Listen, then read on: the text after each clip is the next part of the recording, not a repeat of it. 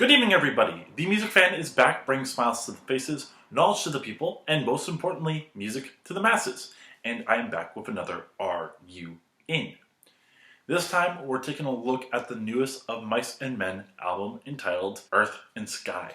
Yes, they are back with a new album. It feels like every year I'm talking about a new of Mice and Men album. I've talked about two of their previous albums so far, but if you don't know who they are, or if you haven't watched any of those videos, they are a metalcore / alt metal band from Costa Mesa, California. I got into them with Cold World. I believe I had heard Restoring Force at some point in time, but I didn't necessarily get into them until Cold World. I enjoyed a lot of what was there. Yes, it wasn't the most complex album, but it did have some diversity on there. I enjoyed the combination of Aaron Paul's sung vocals with Austin Carlisle's screamed vocals, which I just found out that Austin Carlisle was part of Attack Attack. Who knew? That's a little bit of trivia for you. I enjoyed their mixture. It made some songs that were simplistic a little bit more interesting. And what I also enjoyed was a lot of the diversity on this album. You had songs that were somewhat a Perfect Circle or Tool-esque in Game of War, as well as The Hunger. But you also had some songs that were a little bit more simplistic, a little bit like 12 Stones or Breaking Benjamin with Down the Road or Away. You also had some other standout songs like the just absolutely intense Pain or the really solid hard rock song Like a Ghost. Overall, it did stand out to me, though it has lost a little bit of its luster over the years. I still think it's one of my favorite albums from 2016. Probably would still have been in my top 50. I just enjoy how solid the album is, even if not everything is as complex as other metalcore bands. After that, Austin Carlisle left the band, leaving lead vocal work to Aaron Paul. I was still interested in seeing what he could do by himself. So when Defy came out, I checked it out. However, I do believe that even if there were some solid songs on there, it was a step back because that combination of Carlisle and Pauly was not there. Pauly had to take up the reign of screaming and singing, and I don't think there was enough of an interesting difference in sound to make up for some pretty lackluster songs, some pretty simplistic arrangements, and some very uninteresting melodies.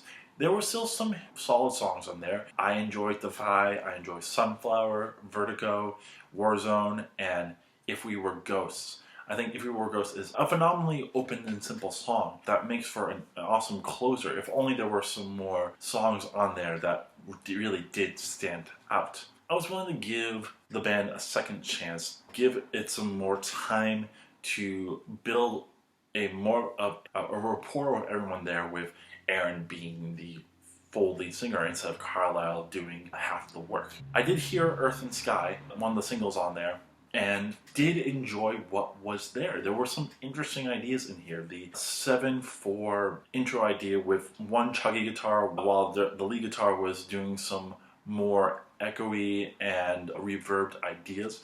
I found that interesting, and I also enjoyed the fast-paced work on the verses while you had more of a 6/8 feel on the chorus. There were some interesting ideas on here, though the breakdown ending did not really work in favor of the song. It left a pretty uninteresting ending. I was a little bit worried about this album, but also was a little bit excited to see what they could do on their sophomore album with Aaron Paul being the lead vocalist. And I think it's still kind of a mixed bag. There are some good songs on this album. Earth and Sky to me is the best song on the album, but there are still some other heavy-hitting or fast-paced songs that make for some interesting and energetic rides. The Mountain has some great energy to it, and I think it has some of the best lyrics on here, talking about wanting to isolate yourself so you don't ever have any companionship with anybody because you don't want to have the fear of rejection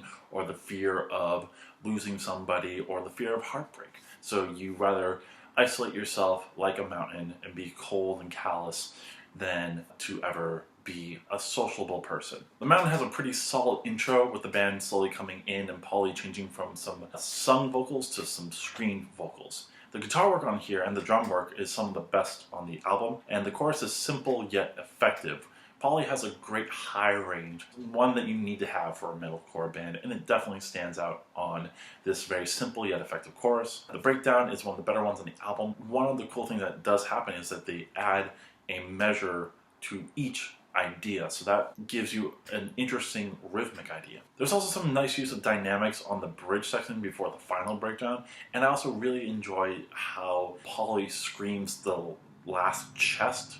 It's really cool and it stands out in terms of some of the screen vocals on here. How to Survive is also really fast and heavy and makes for an exciting closer. This whole entire album, for the most part, has more screamed songs than it usually does, and this one stands out as one of the better ones. The fast-paced guitars are a pleasure to listen to. Polly's intensity throughout the whole entire song is really cool, especially on the chorus. There's a lot of really interesting screamed vocals on there. It's a really nice way to end the album. Meltdown is also another really hectic and thrilling song. The main riff is a lot of fun in its simplicity, and I like how it switches between 4/4 in the main verse and then 5/4 in part of the intro as well as part of the pre-chorus. It gives some variance to what is a pretty simplistic song. The chorus isn't super interesting, and the outro is a little bit predictable, but it's a fun ride all the way. Mushroom Cloud is also one of these heavier scream songs. There's a lot of dissonance, there's a lot of intensity,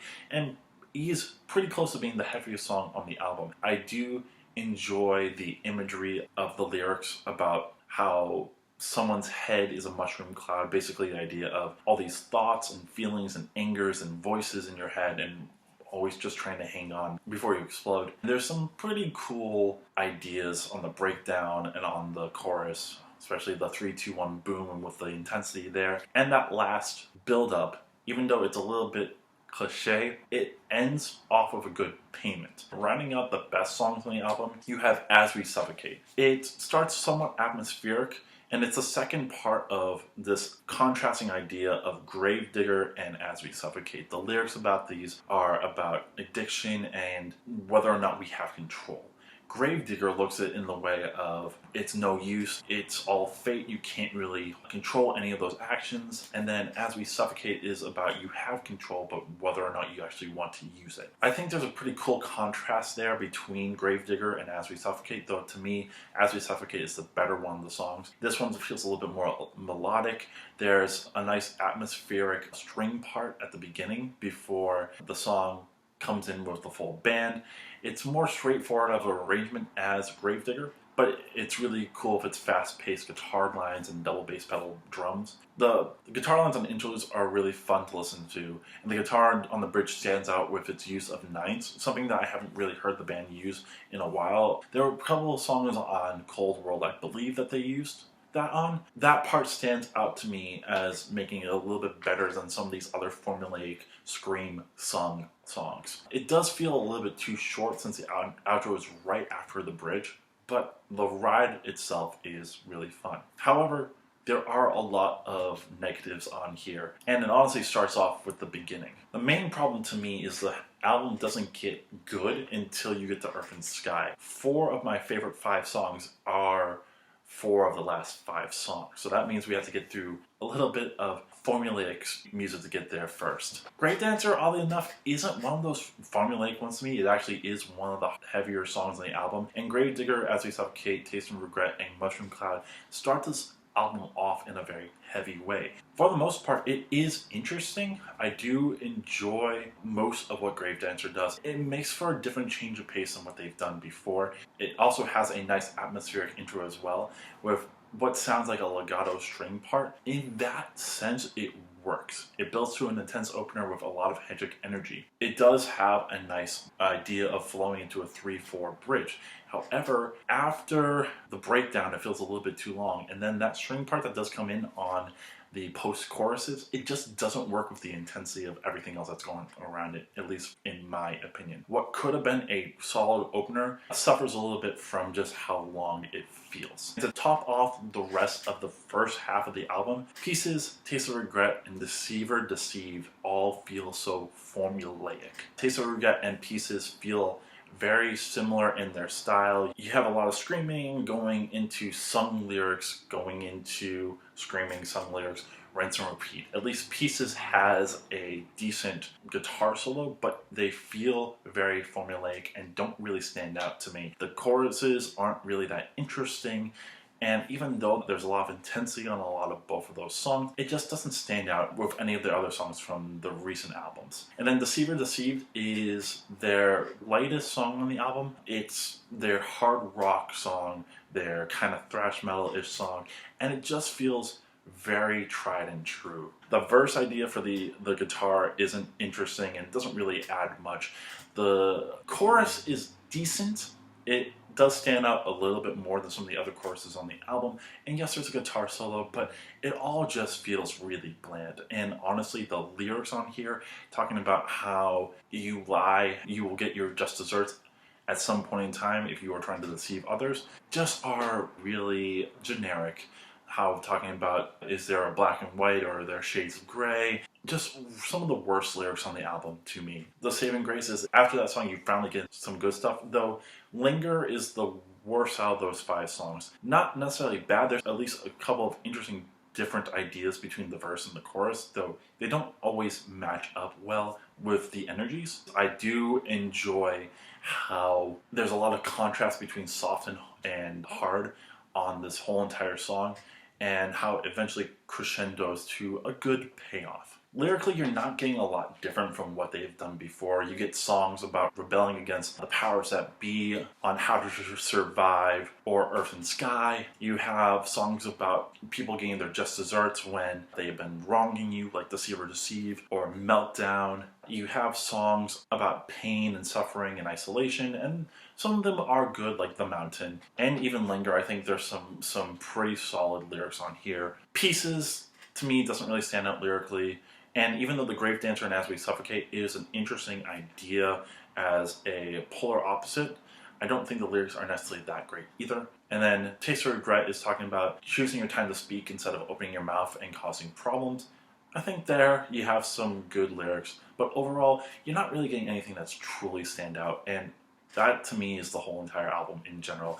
I think this is also kind of a step back too, because even if there's some more intensity and more consistency on some of these songs, I don't think a lot of them stand out. A lot of these are serviceable metalcore songs, and if you're looking for that, it's not bad. But if you're looking for something that stands out in this field, you can definitely find better. To me, this is a pick and choose. The only saving graces to me are Earthandsky, The Mountain, As We Suffocate, Meltdown, and How to Survive. And I'll throw in Mushroom Cloud, even though How to Survive and Mushroom Cloud are more for the intensity rather than for the complexity. I really hate to say that that they have let me down again. Look, I know that you're not really looking for the most complex music when it comes to this band, but this band sorely misses Carlisle. If you had him on there, it would make some of these arrangements that are simplistic work a little bit better. I think the duo worked better than just Pauly, and that's not to say anything about Pauly's vocals this time around. A lot of his screaming is really solid.